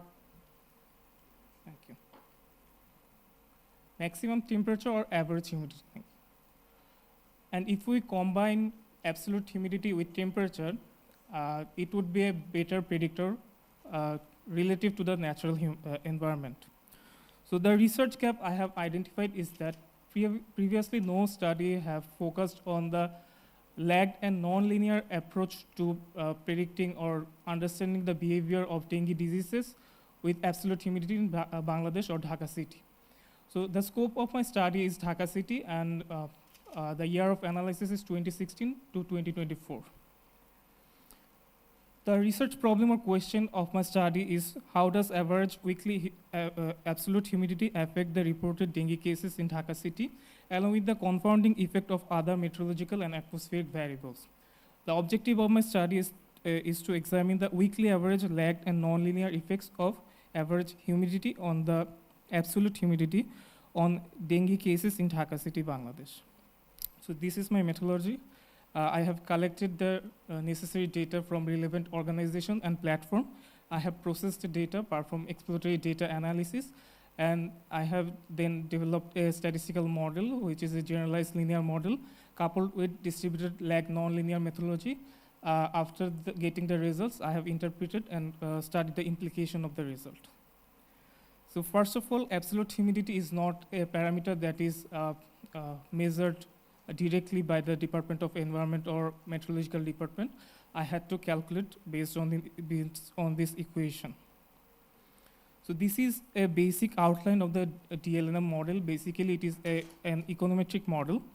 So I used the DLNM package in our statistical software, and it rests on the basis of cross-basis function, which actually calculates the exposure response and lag response relationship simultaneously. So this is my modeling framework. I have used a lag dimension of 0 to 6 weeks, combinedly 7 weeks. And I have used the cross basis of maximum temperature, absolute humidity, cumulative rainfall, optical depth of aerosol, and I have also included the population offset and 2 other categorical variables, which were months and hospital closure days. And to account for the residual autocorrelation, I have also included the residuals of the autocorrelation factors. So here my main exposure variable is a weekly average absolute humidity, And the confounders of my model are weekly average maximum temperature, rainfall, and aerosol optical depth. So let's look at the result and discussion. So from the exploratory data analysis and the first column, we can see the weekly average, weekly summation of dengue cases actually shows a lot of variation from 0 to 8,000 cases per week. And the second last column, the absolute humidity's median value is 20.04, which will be required later. Here is the daily dengue cases of Dhaka city. We can see seasonality and time series effects in the data. Similarly, the meteorological and atmospheric variables also show seasonality within the data. So if we tried to associate this linearly, there would be some missing points because of the seasonal fluctuations in the data. However, I'm still analyzing the linearity of the data. This is the Spearman correlation coefficient. We can see from the dengue cases are positively and linearly correlated with the absolute humidity, and the value is 0.42. So now let's look at my final or non-linear and lagged approach to the study. Here we can see a three-dimensional graph. The vertical axis shows the relative risk of dengue cases due to the exposure variable, which is absolute humidity, represent on the left side of the horizontal axis. And the another axis is the lag in weeks. So if you look at the immediate lag structure, which is the zero lag, you can see a U-shaped graph. So the maximum risk of dengue cases is at the lowest average absolute humidity value. But it might not be statistically significant. We will find out in the next slide. So I want to focus on the median value of absolute humidity, which is the reference value. And beyond this median value of absolute humidity, we can see throughout the lag structures, the risk of dengue cases remained elevated throughout the lag structures. And this is the cumulative relative risk of my 7th week of analysis. We can see that before the median value, the relative risk is lower, but it is not statistically significant because the 95% confidence interval actually intersects with the reference line, so it is not statistically significant. The most important thing is that beyond the beyond the median absolute humidity, the risk is increasing with the absolute humidity, and it is statistically significant. So here is my model diagnostics, and my model performed relatively well. So what is the implication of my study? Climate models and previous studies have predicted that humidity itself will increase in the near future due to climate change. And we have just saw that if our Dhaka's median absolute humidity goes past the median value due to climate change, we're likely to expect more infectious diseases, particularly dengue itself. So here are some policy level measures that I have suggested. First of all, the adaptation strategy. We can build a daily dengue risk dashboard incorporating meteorological and atmospheric variables so that the individual can be aware of the risk they are having due to dengue. Also, urban and housing design adaptation in order to reduce any kind of microclimatic humidity increase, we can adopt to a environmental friendly housing adaptation. For mitigation measures, we can focus on sustainable urban cooling, energy efficiency, passive urban cooling, urban greening, and reflective surfaces, those things. So I have some limitations of my study because I am using the only available national surveillance data, which is actually underrepresents the true magnitude of the dengue cases because of very limitations. Other than that, there are many unmeasured confounders, for example, vector density, serotypes, these kind of things. So I couldn't actually accommodate those factors in my model. So nevertheless, the data or the model or the result I'm getting might not be of true magnitude, but it has the similar trend. So these are the reference of my study, and thank you for your time, and feel free to ask any kind of questions. Thank you. really appreciated the presentation and excellently done.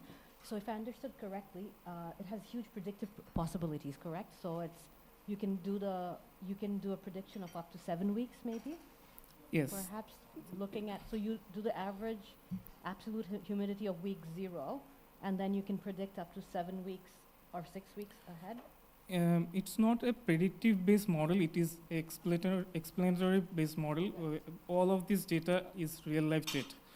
So it's just computing what is happening for this absolute humidity value for 0 to 6 weeks. So I'm getting a short-term lag response and exposure response graph from this result. It is not predicting anything.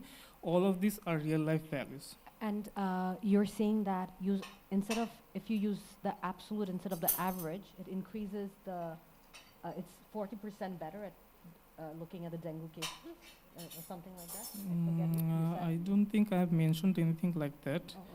Oh, okay. Previous study actually focused on average humidity, but some studies focused on absolute humidity because average humidity cannot be a better predictor sometimes because it is a percentage-based value, and if you see the descriptive analysis, it has a unit, gram per meter cube. The absolute humidity has a unit which is gram per meter cube, whereas the average humidity is a percentage-based value. So sometimes it might not predict or express the real-life scenario better. Okay, so the reason I'm asking is just trying to understand if you do go through the added step of calculating absolute humidity, how does it improve the current association between the temperature, humidity, etc., and dengue cases? I understand. I'll have to look on that. Okay, thank you.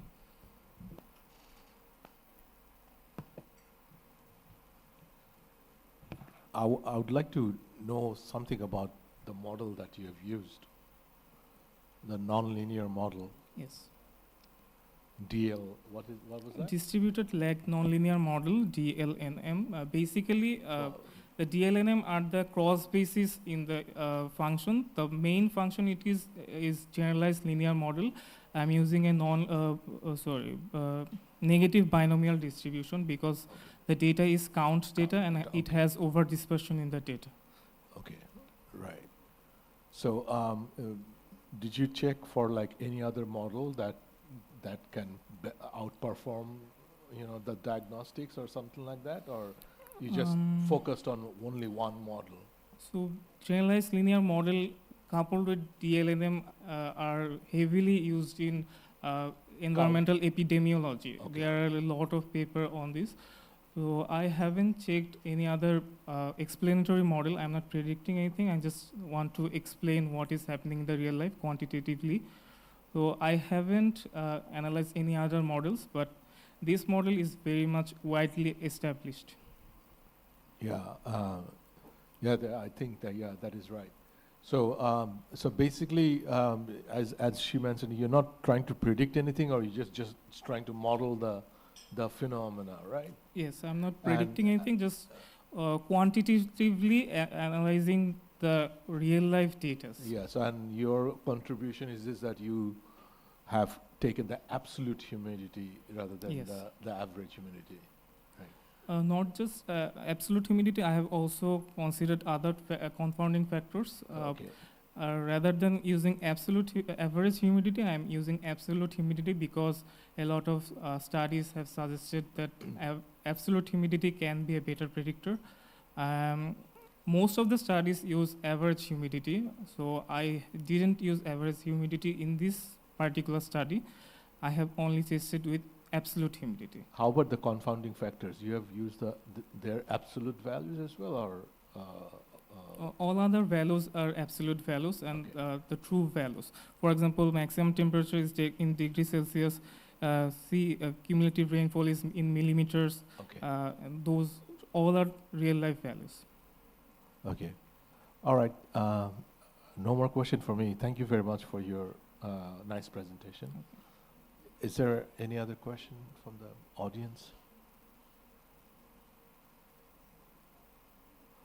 Okay. Okay, thank you very much. Thank you. We'll go to our last presenter, actually. So, Jennifer Jamal Chaudhary is our last presenter, bridging the disconnect between global policy and local adaptation. Chittagong Independent University, Bangladesh.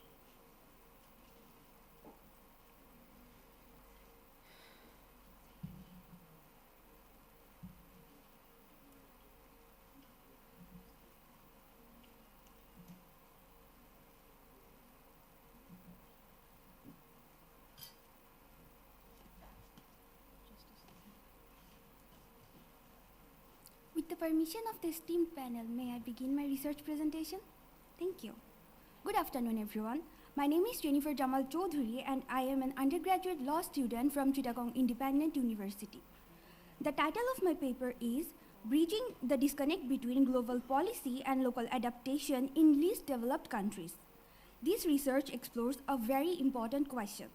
Why do ambitious climate policies that are designed at the global level often fail to translate into meaningful on-the-ground action in the world's most vulnerable countries? As we all know, climate adaptation today is not an optional, it is essential, especially for least developed countries. Despite billions of dollars pledged through global frameworks such as the Paris Agreement and the Green Climate Fund, local communities in these countries remain among most vulnerable to climate impacts. The key issue here is what we call a policy implementation gap. On paper, the global goals sound impressive, but when it comes to actual delivery at the local level, something breaks down. The problem is not about the money. It is also deeply institutional and political. Most adaptation policies are designed by international donors or national elites and often ignore local priorities, experiences, and traditional knowledge. The result is what I describe as adaptation that looks good on paper but fails in practice. In short, global frameworks do not fit local realities. Now, the existing literature already points out several challenges, such as a lack of funding, fragmented governance, and weak institutional capacity. But most of this research stops at describing what is broken. What is less understood are the feedback loops and political institutional cycles that keep reproducing these failures again and again. That is where my research comes in. Rather than only asking what is broken, I ask why is it broken, and most importantly, how can we fix it? My central research question is, what socio-political and institutional feedback loops prolong the disconnect between high-level climate policy and local implementation in least developed countries? And building on that, how can recentering adaptation around local empowerment and social capital help to break these failure cycles? My study has three main objectives. First, to map the institutional and socio-political barriers that obstruct effective adaptation. Second, to identify the reasons behind the disconnect between global frameworks and local implementation. And finally, to propose a new governance model that recenters adaptation around local empowerment and social capital. To situate my research, I looked at earlier studies that explored these issues. For example, Oza et al. In 2016 found in their research that in Nepal, adaptation planning prioritized donor-driven agendas over local knowledge, creating mistrust among institutions. Mikulewicz in 2019 showed that power imbalances in Malawi's adaptation programs actually deepened inequality instead of reducing it. Even earlier, Ayers and Dodman in 2010 warned that top-down adaptation approaches often excluded vulnerable groups, weakening long-term strength. These reviews all highlight a common pattern: climate adaptation repeatedly fail because global frameworks do not match local realities. Even in most recent research supports this trend. For example, Khan in 2025 found in his research that in Pakistan, adaptation policies remain disconnected from local realities due to weak governance and political instability, a pattern seen across many least developed countries. Phetong Haro in 2025 argued that governance failure is not just about poor design, it is about weak accountability systems that prevent proper monitoring and evaluation. So, what makes my research novel? While existing studies describe what is broken in climate adaptation, my research goes a step further to explain why it keeps breaking by uncovering the political and institutional feedback loops behind these failures. I offer a deeper and more practical understanding of how to truly bridge global policy with local action. To explore these questions, I used a mixed methods approach, combining both qualitative and analytical techniques. There are three key components to my method. First, I conducted a structural review of international climate finance and policy frameworks, including mechanisms such as the Green Climate Fund and the Global Environment Facility, to understand how global adaptation priorities are framed. Second, I employed multi-sited ethnographic case studies across 3 least developed countries, Bangladesh, Nepal, and Malawi. These were selected because they face unique climate vulnerabilities but share similar governance challenges. From these studies, I found that while all 3 countries align their national plans with global goals, the real struggle happens at the local level, where limited resources, political influence, and weak institutional coordination undermine implementation. Third, I analyzed semi-structured interviews from publicly available sources, including reports and field studies by international organizations. For my analysis, I looked for common themes in data and compared different cases to find similar patterns and challenges across them. Together, these methods allowed me to connect the formal structures to climate governance with the lived realities in the communities. My early finding reveals 3 key patterns. First, there is no shared definition of local. Donors might think it means the national level, but communities think it means their own village or group.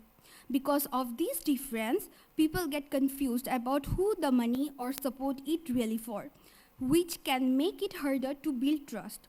Second, many least developed countries rely heavily on debt-based financing for adaptation, which can increase economic vulnerability instead of reducing it.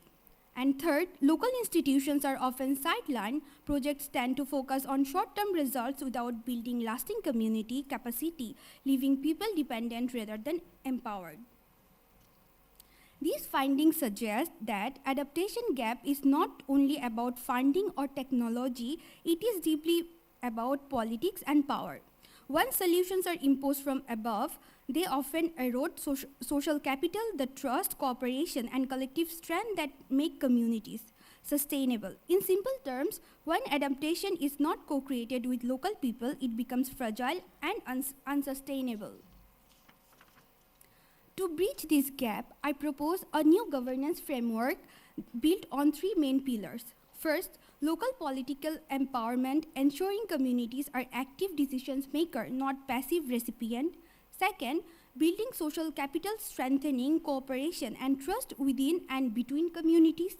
Third, participatory planning, including local voices at every stage, from design to evolution. When adaptation is built on these pillars, it becomes not just a technical process, but a social and political transformation, one that is stronger, more inclusive, and more just. This research carries 3 major implications. For practice, adaptation projects should invest as much in local leadership as they do in infrastructure. For theory, it introduces a new analytical lens by examining institutional feedback loops as drivers for adaptation failure. For policy, it provides a roadmap for connecting global ambition with local reality. Moving forward, I plan to expand my case studies across regions to explore how these feedback loops differ between countries and refine this framework into actionable recommendations. In conclusion, the disconnect between global policy and local adaptation is not a random flow. It is a structural issue sustained by financial, institutional, and political cycles that repeat themselves.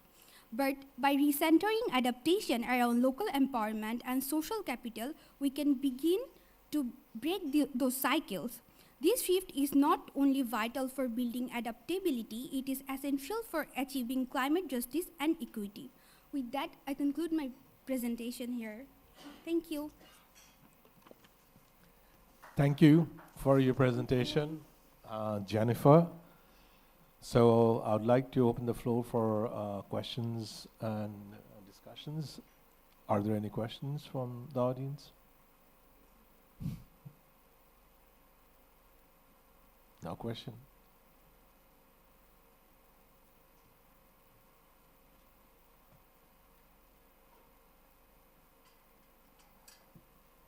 Okay, tell us, what do you think is the biggest contribution in your presentation? Like, you were talking about that, there is a new way of doing things. How exactly do you say, if you want to recommend a government, okay? How would you recommend, what to do and what not to do? Okay, as I proposed a framework to bridge this gap, to first, local political empowerment, second, building social capital, third, participatory planning, including local voices. By doing this, it may bridge some gap between global policy and local adaptation. Okay. So you are assuming that there is a gap always there between the, global policy and local adaptation. I mean, is that assumption true? Is it always there, or? Sir, it is always there. As per SDG 13 goal, the climate action, it is not fulfilled when it comes to the localities. When the policymakers think of it as, when they pass the funding, they do not think about the local. They pass down the findings to the organization. They kind of assume that they would give those findings to the local, but it kind of doesn't work like that. If it worked, we wouldn't have the problems of food, housing in rural areas. So tell us, about the climate funds. So, for example, there are different types of climate funds, right? Okay. So these climate funds are ultimately distributed to the people who are vulnerable or who need them, right? Okay. So they have to go through some administrative process, in order to reach to the to the grassroots level. Okay. So are you suggesting any changes in the administrative level, or you are suggesting changes at the grassroots level, who actually delivers the funds, or at the government level, or at the ministry level, So thank you. I'm suggesting, when the policy makes, when the policy implements, during those time, if we some kind of represent a local leadership who will tell that these are the problems here, they would kind of be a great. Okay. All right. Thank you very much. If there is any other question, please. Yeah.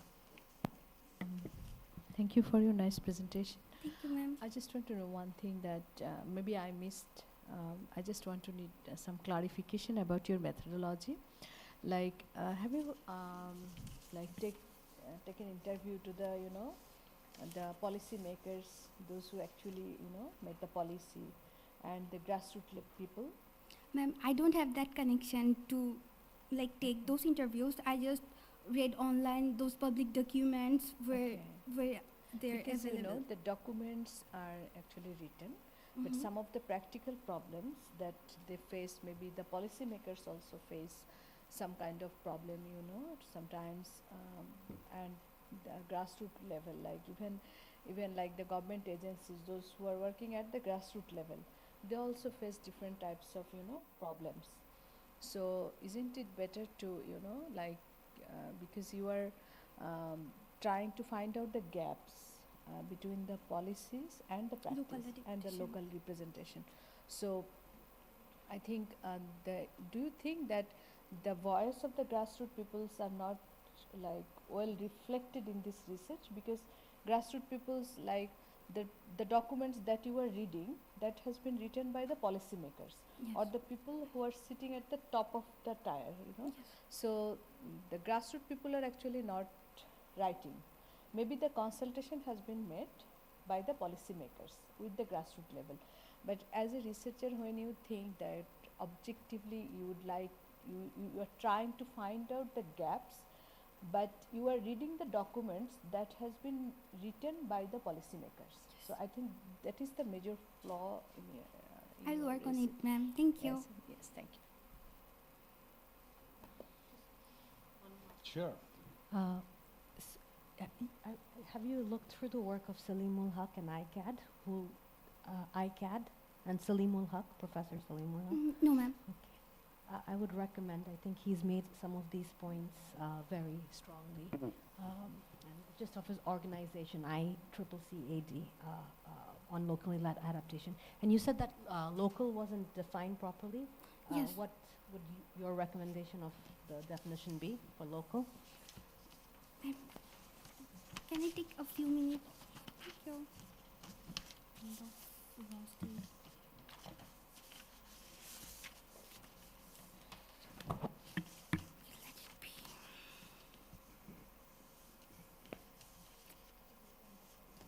Okay, all right.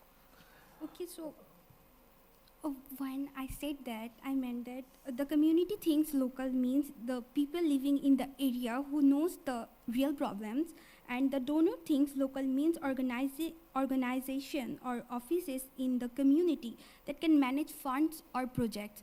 So they are not, like, both are not meaning the similar thing while defining the word local.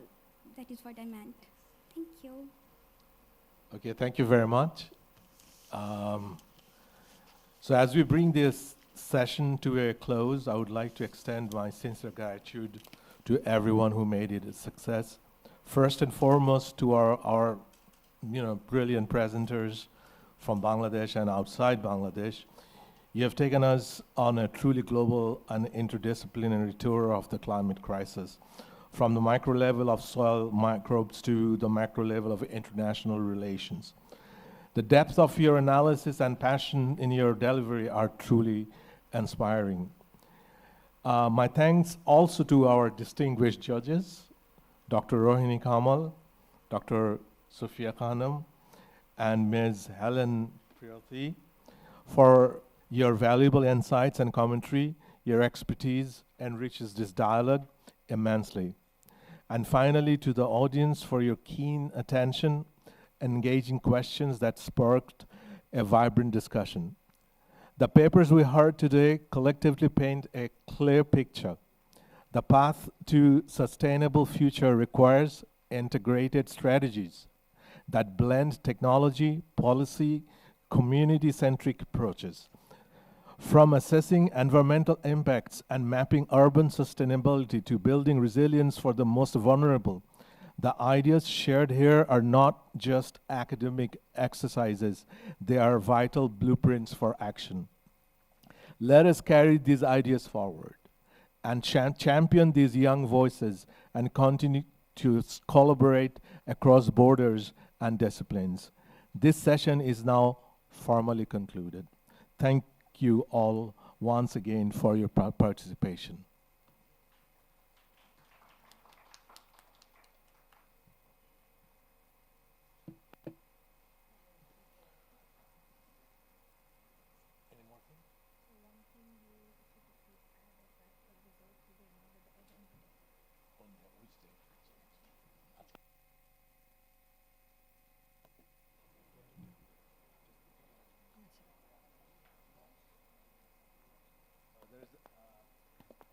There's another announcement to make. Yeah, the results of the Best Paper Award will be announced end of the day, and you're most welcome to join the other session, which will start at 2 p.m. Okay, thank you.